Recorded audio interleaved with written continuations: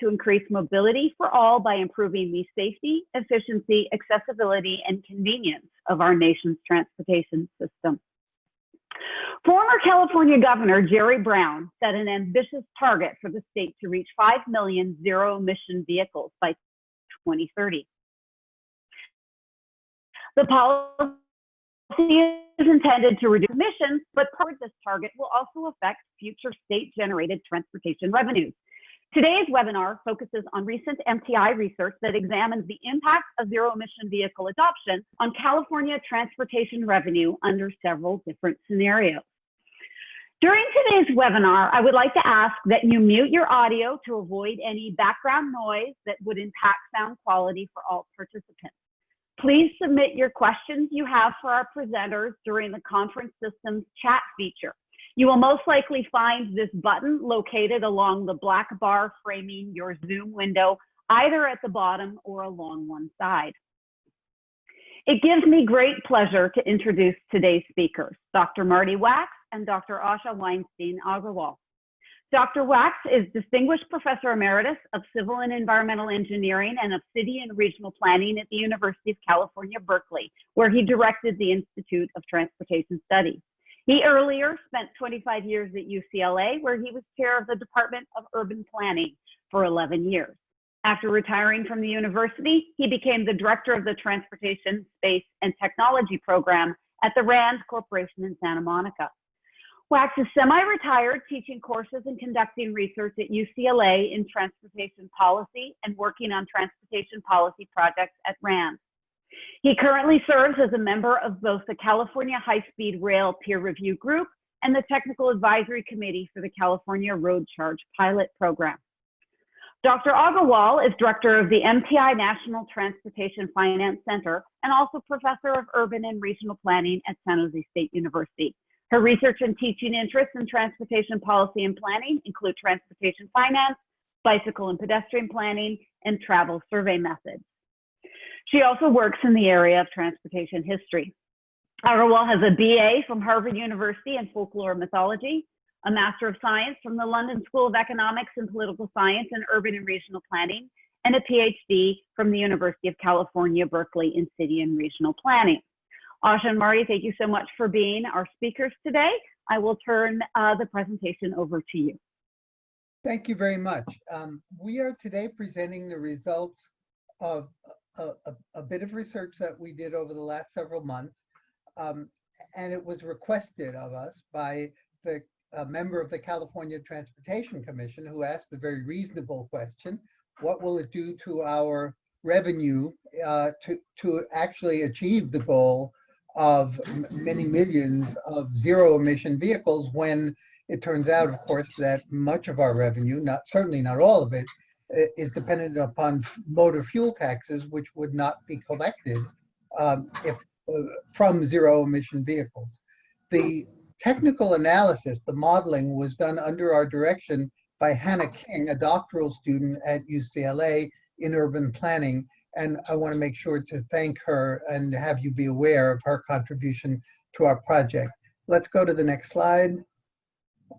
So California is actually trying to lead the nation in zero-emission vehicles. And of course, today is a particularly notable day in that the federal government has announced its intention to eliminate California's exemption from national standards. Yeah. Okay, thanks. I'm like, I keep writing. Quite a lot of feedback. Articles that haven't been published that I've been like, oh, weird. Just I don't know if others are hearing it. No, But Marty, I'm going to ask you just to pause. Can I ask everyone just to make sure you mute your audio? It just makes the sound quality better for everyone. Thank you.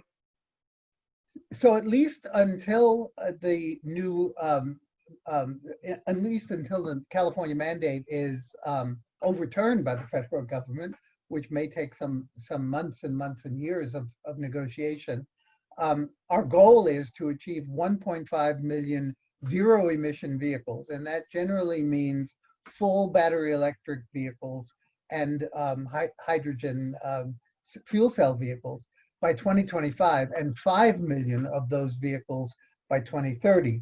So the next slide, or it's part of the same slide, So the question, of course, is what that would mean for state transportation budgets, because zero emission vehicles use no petroleum fuel and therefore pay no fuel tax. And the fuel tax is a substantial portion of our revenue. The next slide, please. So I'm going to briefly tell you about the methods that we used and describe our research, and then Asha will describe our findings very briefly, and then we'll both be available for comment and to discuss with you in response to your comments and questions, the work that we've done in the open-ended questions that remain ahead of us. So the methods were projections. They're certainly not forecasts, in the sense that a forecast means that we believe our projection to be true, that the assumptions made are likely to be the prevailing assumptions. So these are projections. We do not know that the assumptions we made and the rates of change that we used will actually be the ones that prevail. So we used a relatively simple spreadsheet model. We used a great deal of readily available data.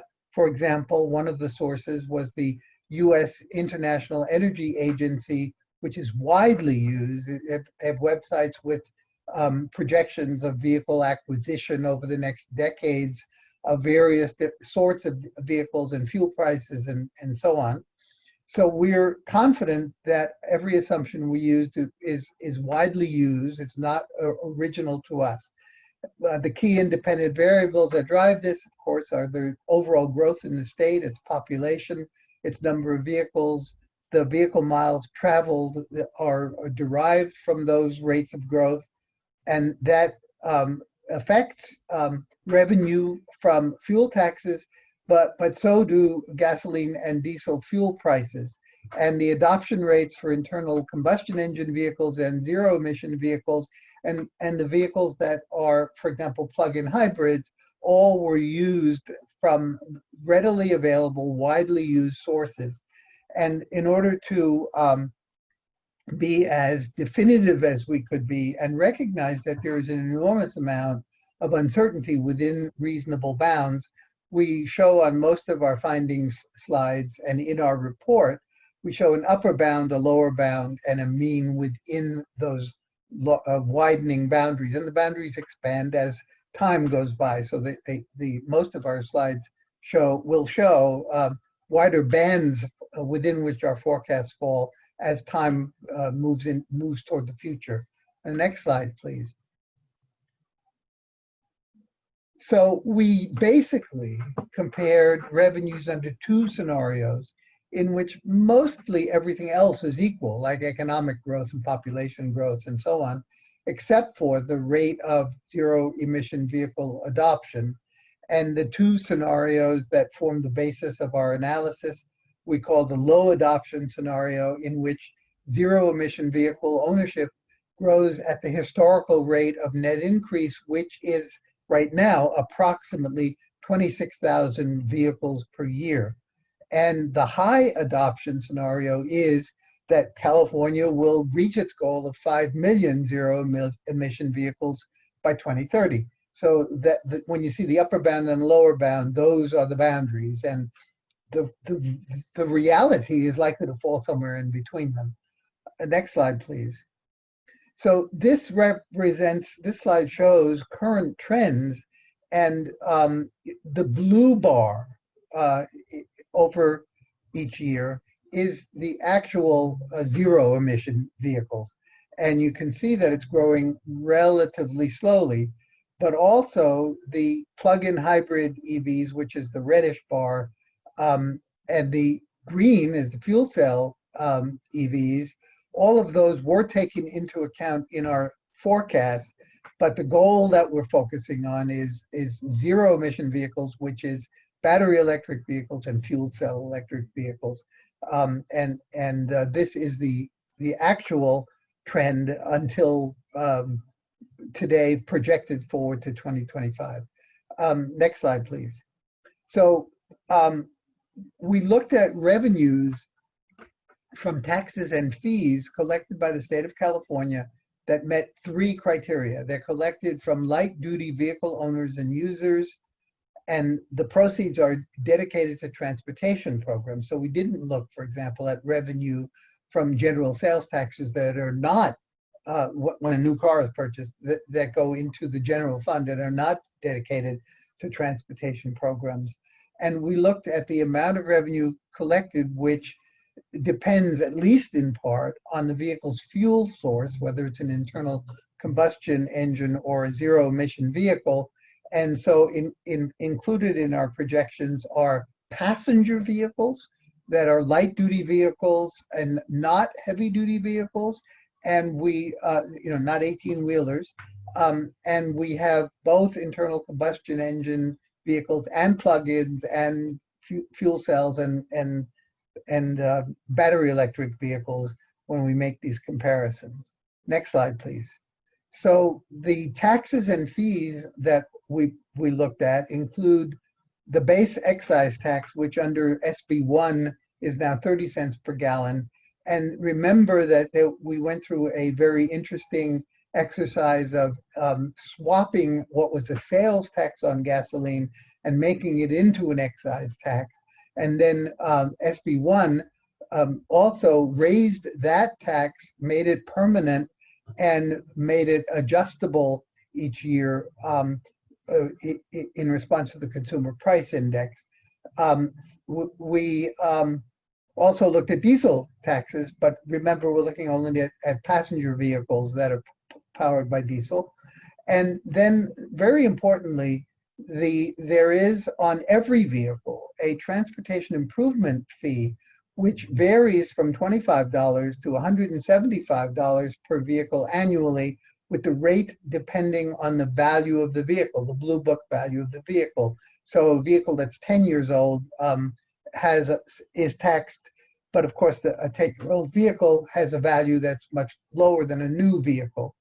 And this shows the improvement fee rates.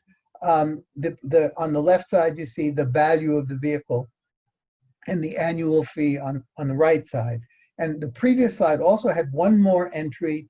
There is a $100 per zero emission vehicle fee added starting July 1, 2020, because those vehicles pay no petroleum fuel-based taxes. So it seems like a relatively low amount, but it's an important source of revenue as well. Okay, now let's move forward. And now I'm going to mute myself and turn over to Asha to talk about when we did the projections, what did we find? Thank you, Marty. So let me start with this slide, which is our overall findings. If we look at that package of revenues that California collects, which was the table Marty was just describing, and we do our projections under our two scenarios, this is what we find. And as Marty mentioned, we didn't want to just project a line because we acknowledge and we think it's valuable for everybody to keep in mind how much uncertainty there is about fuel prices and vehicle prices and population growth and everything. So the yellow band here is the low zero emission vehicle adoption scenario. The sort of bluish purple one is the high adoption scenario. And you'll notice, by the way, first thing I'll point out is there's a lot of overlap. These are not two entirely separate bands. There's a big chunk in the middle that overlaps. Even out to 2040 when we start to see more divergence between the two scenarios. The next key thing to point out is that the state is, likely to raise at least as much revenue, if not more, under the high adoption scenario. And this, I think, was surprising to many people. In fact, to us, when we first saw it, we were like, did we make a mistake? And then we went back and checked again, and no, this is indeed correct. And the reason for this has to do with the fact that California is relying on this package of taxes and fees. It's not just fuel taxes. And I'm going to go into those details a little bit more in a moment. I will mention, though, that if you look at the most extreme difference between kind of this low point and that high point, it's substantial. You know, it's $3.5 billion, kind of very roughly. Although, as I said, it's you know, quite likely that we'll end up somewhere more where these two bars actually overlap. Let me now delve into a few of the details. So what this slide is showing, so over here we have the low adoption scenario for EVs, and here's the high adoption scenario. And in each case, we've said for the 100% of revenues, if we look at all revenues, what is the proportion that's raised by these different taxes? And the light blue is the gas tax, then the gasoline excise taxes, then we have diesel taxes, which are these colors, and then at the bottom we have that transportation improvement fee, which is charged on all vehicles depending on value, and then this dark blue is the road improvement fee, which is charged just on the zero emission vehicles.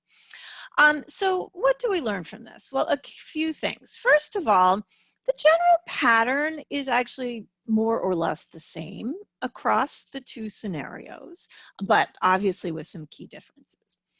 First of all, the gas excise taxes, the light blue. So in both scenarios, they're very important and they remain very important through 2040. However, obviously they're a much bigger fraction of revenues under the low adoption scenario. They remain, even out to the end, at least 50%. In the high adoption scenario, they still, frankly, are quite a big chunk of revenue, but they end up, more in the neighborhood of 45% of revenues. With the diesel and excise taxes, which are these two bands here, they remain kind of roughly constant. There's not, over time in both scenarios, there's not a big change. But then when it gets quite interesting, of course, is looking at these annual vehicle fees, which are these two bottom bands. And there is a big change. In the high adoption scenario, you got increasingly large proportions of revenue coming from that tax on the zero emission vehicles, the RIF, and the TIF, which was that sort of value, annual tax on a vehicle value. Also, the amount starts to become proportionally more important over time. So let me now highlight just a couple of details. So this is if we look at the gasoline excise tax revenues. And again, the yellow bar is the low ZEV adoption and the blue bar is the high ZEV adoption. So this is what we would, expect, in that if you have not so many ZEVs, you're going to have a lot more excise tax revenue than if you have many, many more zero emission vehicles in your fleet. Here we're looking at the TIF revenue. So again, that is this tax that all vehicles pay based on their value. And revenues are higher, starting pretty quickly under the high ZEV adoption scenario. And this is because, at least given the way the current auto vehicle market goes, electric vehicles are more expensive. The price of an EV on average is more expensive than the price of a internal combustion engine car. Also, zero emission vehicles right now generally tend to be much newer because they haven't been around as long as compared to the internal combustion engine vehicles. So just to summarize and kind of take away, what have we learned from all this? First of all, the total revenue in 2040 is as best we can project, somewhere going to fall between maybe 8.3 and 12 billion, just very rough numbers. There's a pretty big spread. Secondly, the revenues are likely to be higher under the high adoption scenario. And that has to do with the fact that of these annual vehicle fees that are packaged together with fuel excise taxes. A final point I want to stress here, and Marty at the beginning talked about, it's a projection. By the way, forecasts, I would argue, are still guesses, very educated ones, but still guesses. One of the key things that's behind our findings has to do with the price of electric vehicles, or ZEVs. If the price of ZEVs falls a lot faster than we anticipate, then that would impact that RIF, the revenue improvement fee money, and so the revenues could fall below what we've projected here. And then finally, there are obviously many policy implications, but just a couple of things we'll point out. One is there's this interesting dilemma that policymakers face. To increase adoption rates for zero-emission vehicles, we want to lower potentially the cost of both buying and owning an electric or a ZEV.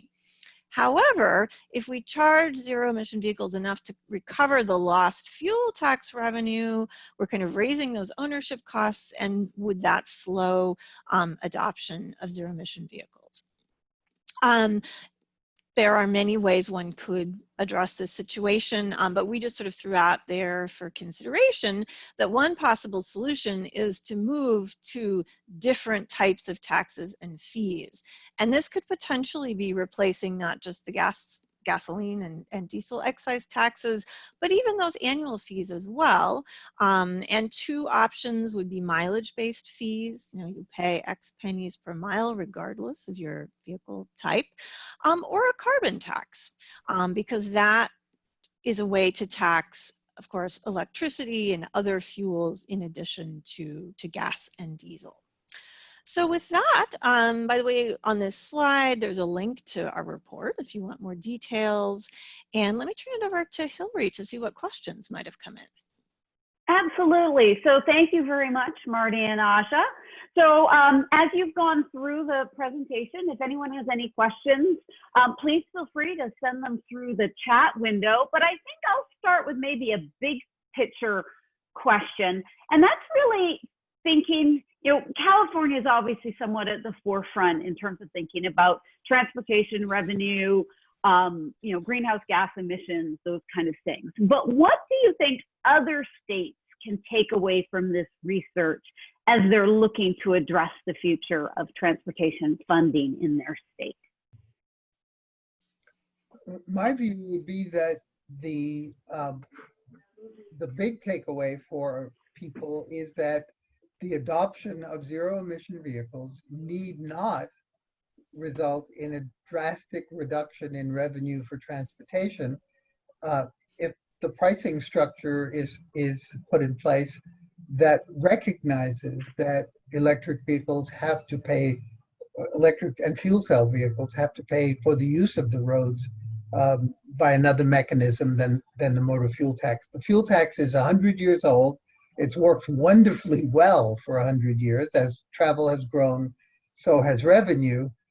But we're at the cusp of a time period when we'll have to look to alternatives. So as Asha pointed out, mileage-based user fees and carbon taxes are being examined. And one more possibility would be to charge for the use of roads by having a surcharge on electricity use, so that when you plug in at a gas station, you're paying a gas tax in addition to getting petroleum.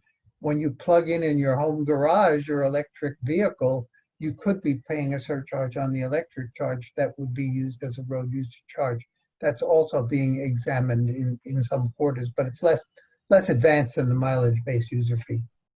And just to sort of echo what Marty said, for me, two of the takeaways that I think really apply nationally are, first of all, that our gas tax revenue is not vanishing.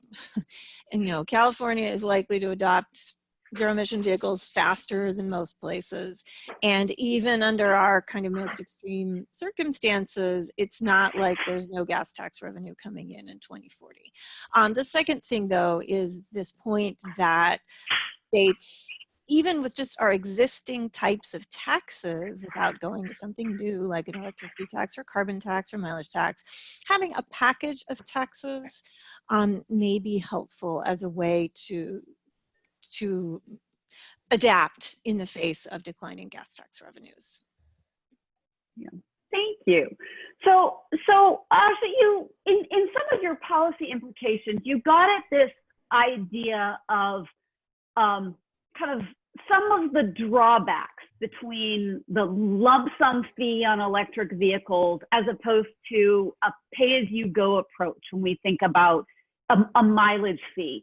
So, and I recently saw an article that was pretty critical of the idea of a lump sum fee on electric vehicles. I wonder if you could tell us a little bit more about these concerns about a lump sum fee on electric vehicles and what it might mean to switch to a mileage fee.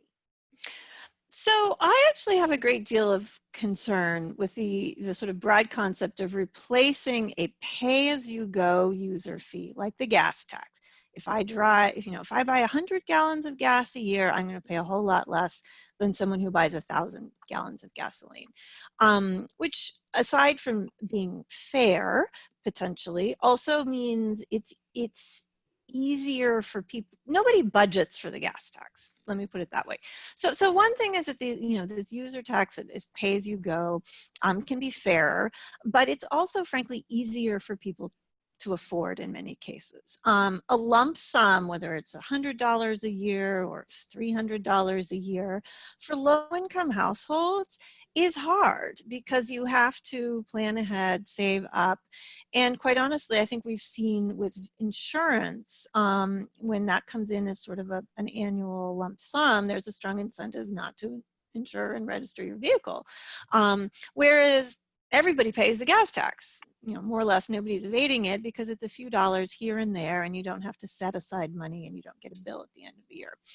So those are a couple of the reasons why I am kind of nervous with the idea that we're transitioning from a gas tax, which is a user fee paid as you go, to this sort of flat fee that everybody pays the same amount once a year. Marty, I don't know if there are things you want to add. Well, I agree with what you said, and I also noticed that we had two comments or questions from Frank and Gia, and they relate to what you've been saying. The $100 fee on electric vehicles right now is a big bite for low-income households, but it's also a reflection of the fact that when it was said, it was understood that the purchases of electric vehicles, since they're in the $70,000, $80,000, and $100,000 range, are not low-income households. But Frank asked, is it roughly around what an average consumer would pay in fuel taxes in an annual year? And the answer is that despite trying to find that out, it proves to be very difficult to know it because vehicles pay very different fuel taxes based upon how many miles they drive, but also on their fuel economy rates. And it's older cars that are less fuel, that get fewer miles per gallon, that belong to lower income people and are being driven quite a few miles in some cases in low income households. So let's say that for an average price car, and for driving 15 to 20,000 miles per year, the $100 fee is comparable. But for a fuel inefficient car that's driving 50 or 60,000 miles per year, it's much less than what people are spending now. And Gia asks, what about increasing toll roads or congestion pricing? And that's very interesting to me and important to me.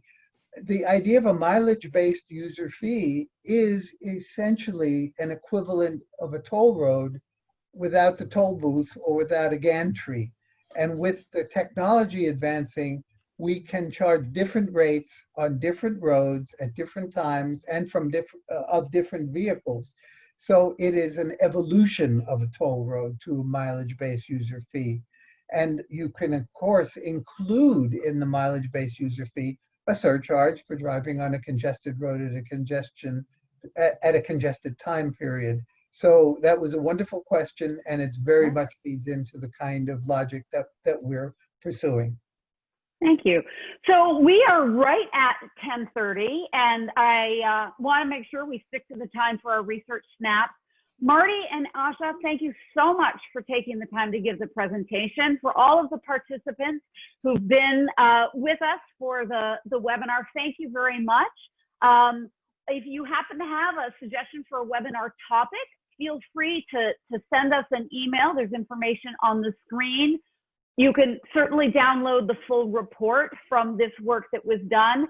And we do look to be having more webinars coming up. So again, I appreciate everyone's time. And certainly if you have additional questions about this research, send it on to us and we can follow up with Marty and Asha. So thank you everyone so very much and have a great rest of your day.